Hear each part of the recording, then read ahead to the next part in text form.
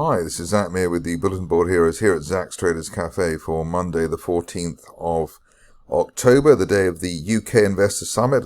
Apparently I wasn't invited, which is obviously very upsetting, but there we go. The FTSE quite flat, just getting blocked by the 50-day moving average there at 82.60. We've got support, the main support line there from February around 8200. We're looking for a break of that 50-day line to take us to the top of the range, and that May resistance line there, 83.50, but difficult to see much going on now ahead of the painful budget on October the 30th. If we do break down before then with leaked tax rises, etc., then support there around 81.65, and then below that the nightmare scenario of a move down to 8,000, the 200-day moving average, and the floor of that falling trend channel. But at the moment we're still in the uptrend, still in that rising trend channel from this time last year, based at 8,200. So we should be thankful for small mercies.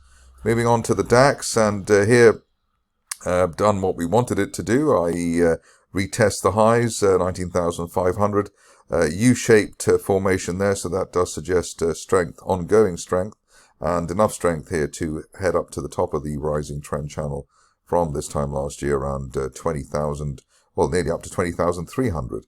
Perhaps by the end of next month. Ideally now we stay on the right side of 19,000. If we're really lucky, 19,100, the recent support. Moving on to the Dow, which obviously we looked at yesterday, but we would like looking at again on the day that it reopens. And here, not far off the top of that rising trend channel, 43,600. Looking for that by the end of this month, maybe to coincide with the new president that we'll have early next month. In terms of support, initial October resistance 42,400, and if we're really lucky, we'll stay above that. Otherwise, a test of the 41,800, 900 area, the main support there from the second half of September, is a possibility, hoping that we won't need any rug pull back to the 50-day line, which we have actually had all the way up from April, and I suppose you can argue we are slightly overdue on that potential occurrence.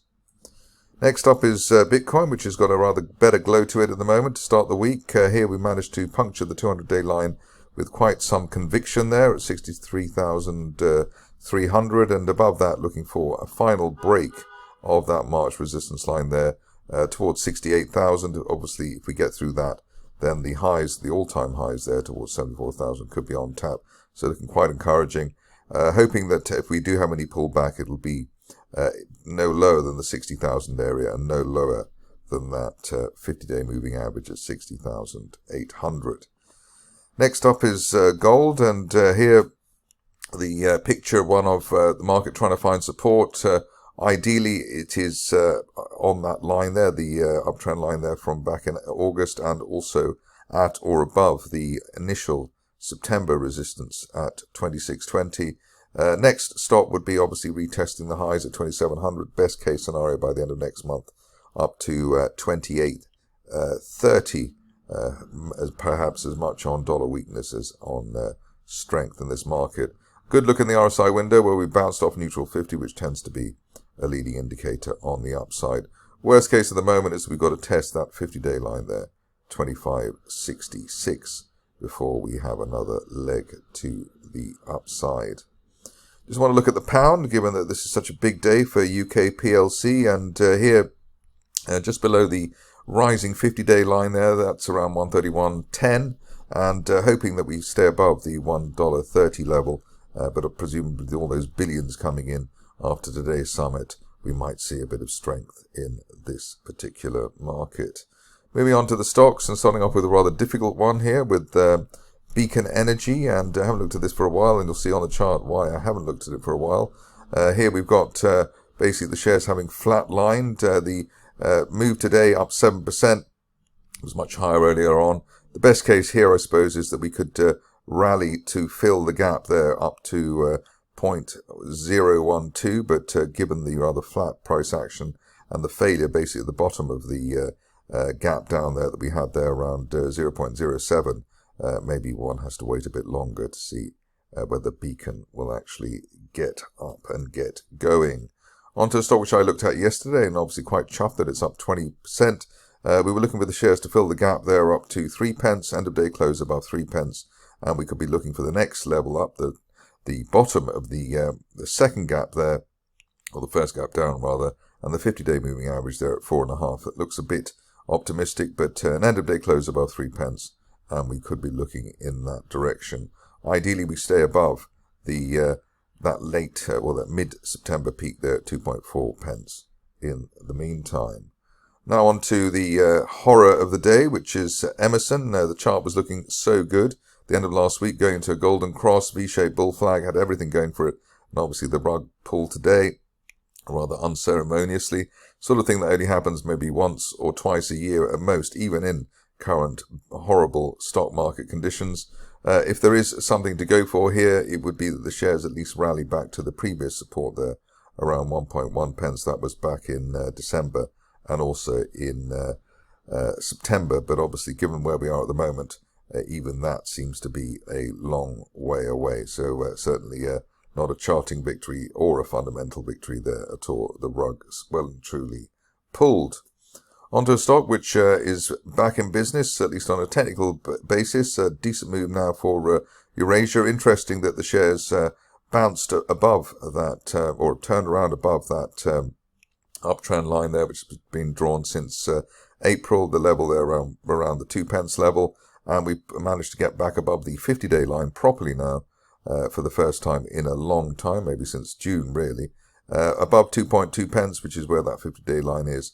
We are looking rather tentatively, perhaps, up to a retest of the main resistance there around 3.3, 3.4 pence by the end of next month. But the key here, and what is certainly has to happen, is that the shares remain on the right side of that 50-day moving average. Graft Polymer was one of the early summer highlights of the small cap area, or in fact late spring, in fact, to be more precise. Current situation is it looks as though we may have a rising trend channel base. The news flow here has been improving, but the share price hasn't. Support there around 0.14, above that, looking for the top of the channel there, 0.22 by the end of next month. But you can see from the daily chart of late that even the 50-day moving average has not been conquered probably since the beginning of July, and the 200-day line has certainly been resistance. That 200-day line at 0.35, so that is a long way away. I think the best that we can look for is a move into the low 20s if we can manage that. Be cautious, you wait for an end of day close above the 50-day line, 0.17. On to one of our favourites, largely because it's had a fantastic run in the recent past. Here we've got Global Petroleum, and it's now trading once again on the right side of our old 0.2. Well, it was the third target there, the third target 0.28. Above 0.28, we're looking for the shares to head as high as 0.4 pence by the end of next month. Obviously, recent support around 0.25, but the longer we can stay above 0.28, the better the look there for ongoing recovery. Good Energy is next, and here, not sort of stock I normally look at, but has been looking rather better in recent days and weeks, and the gap higher today through the 200-day line. Very encouraging. Above that 200-day line at 275 pence, we're looking for a best case scenario target here as high as £3.33 by the end of next month. MetalNRG has been very reliable as well, surprisingly reliable in the recent past, and here you can see why. We've got a rising trend channel there from back in April, top of the channel there heading towards as high as 0.63. That's what we're looking for by the end of next month, while we remain above the floor of the channel there, basically the 0.4 pence area. If we can get away with a 0.45 plus, that would certainly be a bonus. RSI double bounce at and above neutral 50, so that is a decent continuation signal. On to Mulberry, where the company is mulling over an offer. I think it's at £1.50. I'm not sure what they're mulling over. We should grab it with both hands, but at least on a technical basis, while we're above the 200-day line there at £1.19, looking for further progress up towards as high as £1.60, but obviously that is higher than the current offer on the table. Moving on to Premier African, which is looking surprisingly bullish now at the moment. We managed to break above the old gap there at 0.036. The initial target after that was going to be the 50-day line, which has been hit, and end of day close above the 50-day line, and we can dare to dream over a target as high as 0.082, which is the top of that broadening triangle from back in August. So it would be amazing, I think, if we could stay above that 50-day line properly, as we haven't been above that since back in March. And I suppose, as we've already had a fundraise quite recently, maybe we've got another day or two of potentially rising there. On to the Aquis market, which I obviously look at religiously. And here, one of the best stocks on the Aquis market is Probiotix, rather better than its former company, Optibiotics, at the moment. Here you can see that we've got a broadening triangle there. It's been in place since back at the beginning of 2022. Target there 11 pence, while we remain above the 200-day moving average at 5 pence. So looking pretty good there with that unfilled gap to the upside that we had to start the month. So very encouraging indeed, in the news flow even more encouraging. Moving on to Sareum, and here potential rising trend channel base after the bear trap rebound that we had on Friday from below 25 pence. Above 25 pence, we're looking for not only the 200-day line at 33 pence, but a best case scenario target by the end of next month as high as 53 pence. I suppose if you're more conservative, you'd just be looking for the mid-30s there, which was the July resistance. Finishing off with another stock which the bears keep trying to kill, but so far they haven't quite managed it. Here, the thoughts of recovery seem to be right. We had a break of that falling wedge there at 1.35.